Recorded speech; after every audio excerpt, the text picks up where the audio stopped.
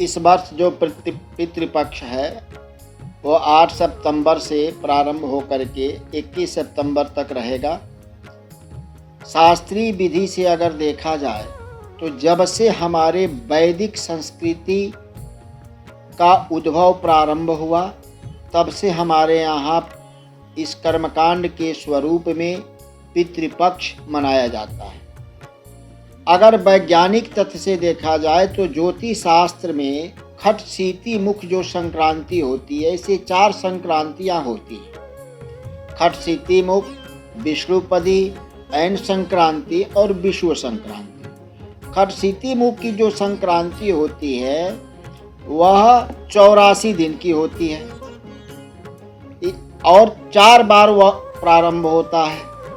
तो 4 दिन का जो कमी आती है वह 4 दिन का 4 बार संक्रांतियों में जो अल्पता के कारण कन्या राशि के जब सूर्य होते हैं तो वह 16 दिन शेष बच जाता है, जो किसी संक्रांति में नहीं आती है, जिसके कारण से वह 16 दिन का जो पक्ष होता है वह पितृपक्ष के नाम से जाना जाता है। कभी 15 होता है और कभी 16 दिन होता है। पितृपक्ष विशेषकर पितरों के प्रति आभार व्यक्त करने का, कृतज्ञता ज्ञापन करने का एक बहुत बड़ा पर्व है। इसलिए कि जो भी मनुष्य योनि को प्राप्त करता है उसके पितर जिस भी योनि में रहें वर्ष पर्यंत तक यह अपेक्षा रखते हैं कि जब पितृपक्ष आएगा तो हमारे कुल में जो भी व्यक्ति होगा निश्चित रूप से वो हमें भोज्य पदार्थ या जल दान करेगा। पितृपक्ष कोई अशौच नहीं है, कोई सूतक नहीं है। ऐसा भी नहीं है कि पितृपक्ष में कोई शुभ कार्य नहीं किया जा सकता है। जो भी शुभ कार्य किया जाएगा उसमें कहीं से कोई दोष नहीं है।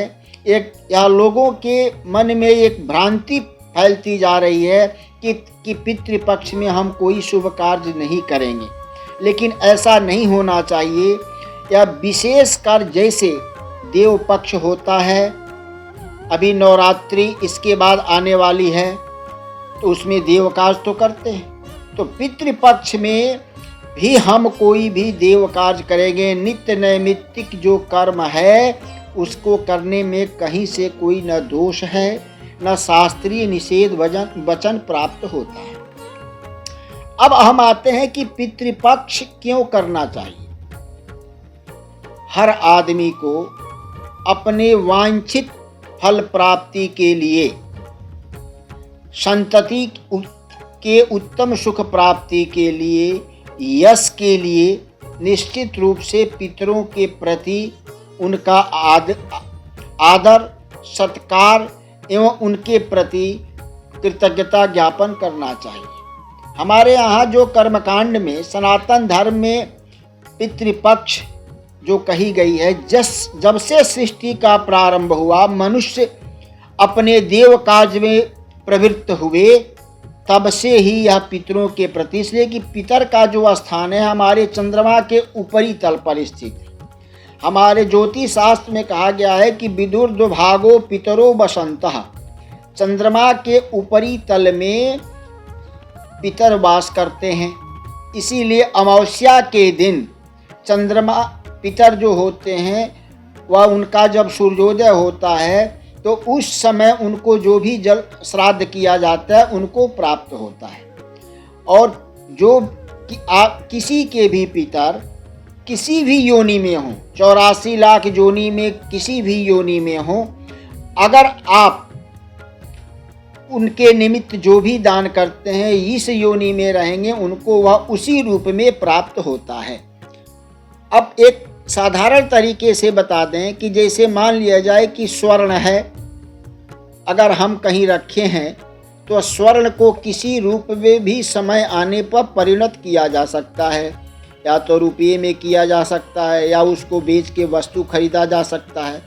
उसी प्रकार से जो पिंड दान करते हैं वह जिस योनि में उसको जो चाहिए भोज्य पदार्थ के रूप में, पेय पदार्थ के रूप में, वह उसको प्राप्त हो जाता है। जो लोग पितरों का पूजन करते हैं, पितरों को जलदान देते हैं या पितर के निमित्त पिंडदान करते हैं, उनके घर में कभी दरिद्रता नहीं होती है, वंश की अल्पता नहीं होती है, कोई असाध्य रोग से ग्रसित नहीं होता है, या पितरों के आशीर्वाद से ही प्राप्त होता है। जिस प्रकार से कहा गया है कि जीवित माता पिता का सेवा करने से देवता के पूजा करने की फल प्राप्ति होती है, उसी प्रकार से पितृपक्ष में भी अपने यथा सामर्थ्य के अनुसार 3 विधियां हमारे यहाँ धर्मशास्त्र में बताई गई है। एक तो बताई गई है कि 15 दिन तक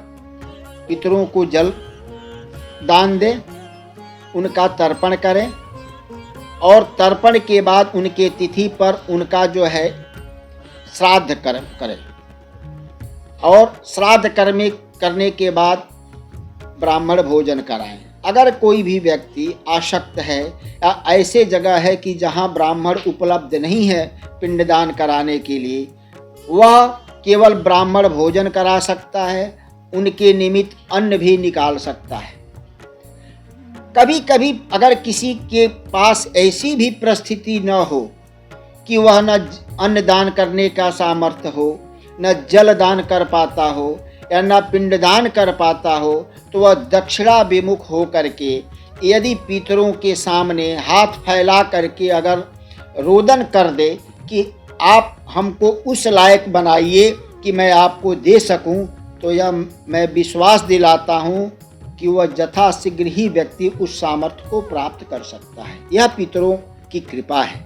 मैंने पहले भी कहा था कि वेद में पितरों के तो बहुत, पितरो व शोषाया, पितरो व रसाया, पितरो व जीवाया, अम नमा पितृभ्यः स्वधाइभ्यः स्वधामघेभ्यः।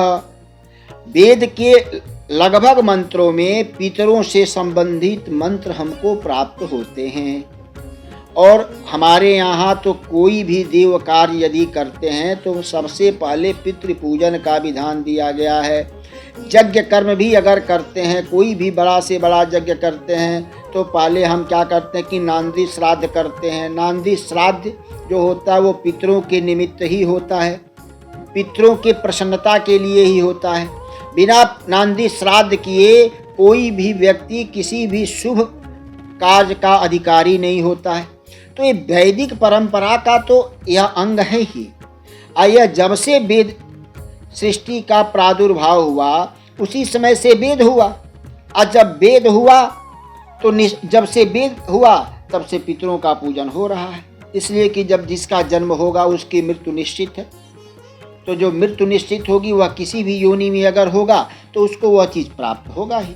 देखिए, पितरों के बारे में तो हमारे यहाँ बहुत सारे पुराण लिखे गए हैं, जैसे गरुड़ पुराण 84,000 श्लोक है, जो पितरों के निमित्त क्या करना चाहिए क्या नहीं करना चाहिए उसी का एक गरुड़ पुराण का ही एक भाग है, जो मृत्यु के बाद प्रेत कल्प सुनाया जाता है गरुड़ पुराण के नाम से। वो एक खंड है केवल गरुड़ पुराण में ही, और लगभग जितने पुराण हैं वहाँ पितरों के औद्योगिक कर्म से लेकर के, उनके क्रिया से लेके, उनके श्रेष्ठता को लेकर के पुराणों में विशद इनका वर्णन मिलता है। हमारे यहाँ मीमांसा शास्त्र में मिलता है जो वेद का ही है, हमारे यहाँ धर्मशास्त्र में प्रचुर मात्रा में मिलता है, हमारे यहाँ ज्योतिष शास्त्र में भी इसका प्रचुर मात्रा में उल्लेख मिलता है।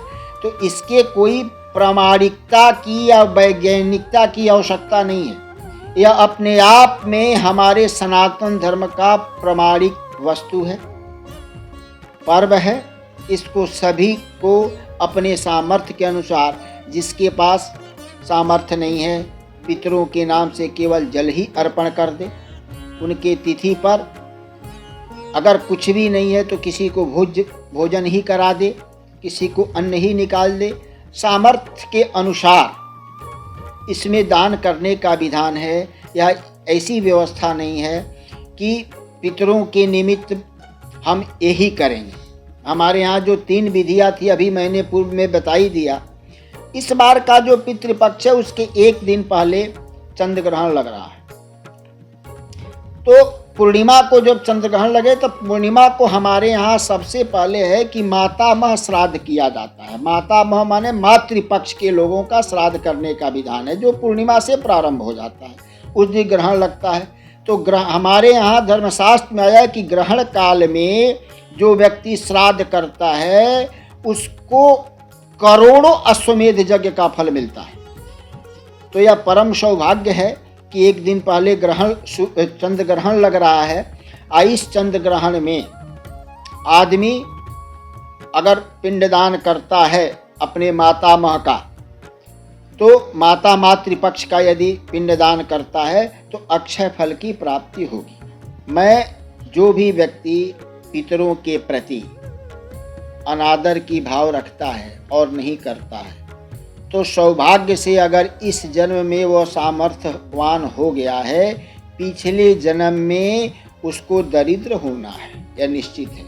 यह एक ऐसे बहुत सारे हमारे यहाँ धर्मशास्त्रों में उदाहरण है, लेकिन मैं एक बता रहा हूँ। अगर नहीं सामर्थ्य होते हुए भी अगर नहीं करता है तो वह दोष का भागी है। लेकिन अगर उसमें सामर्थ्य नहीं है तो अगर नहीं करता है तो वह दोष का भागी नहीं है। पितरों के प्रति वो अपनी श्रद्धा सुमन अर्पित करे, दक्षिणाभिमुख होकर के केवल पितरों को नाम लेके प्रणाम कर दे, तभी पितृपक्ष में पितर उसके प्रसन्न हो जाएंगे। देखिए, पिंडदान करने जिसके पिता जीवित हैं उस पुत्र को पिंडदान करने का विधान नहीं है। परिवार में जिसके पिता नहीं है वह पुत्र अपने पिता के निमित्त कर सकता है, वो अपने भाई के निमित्त कर सकता है, अपने दादा के निमित्त कर सकता है, अपने जो भी नाते बाते रिश्तेदार जो भी हैं, चाचा हैं, ताऊ हैं, मौसी है, फूआ हैं, ये वह जिसके भी जैसे हम अपने वर्तमान जीवन में सगे संबंधियों को किसी समारोह में बुला करके आदर के साथ भोजन कराते हैं, उनको वस्त्र देते हैं, उनको दक्षिणा देते हैं, उसी प्रकार से पितृपक्ष भी यह पितरों का उत्सव है। इसमें जो लोग भी उसके कुल में मर चुके हैं सगे संबंधी, उनको सभी के लिए पिंडदान देने का विधान है। सभी का वह पार्वण श्राद्ध कर सकता है।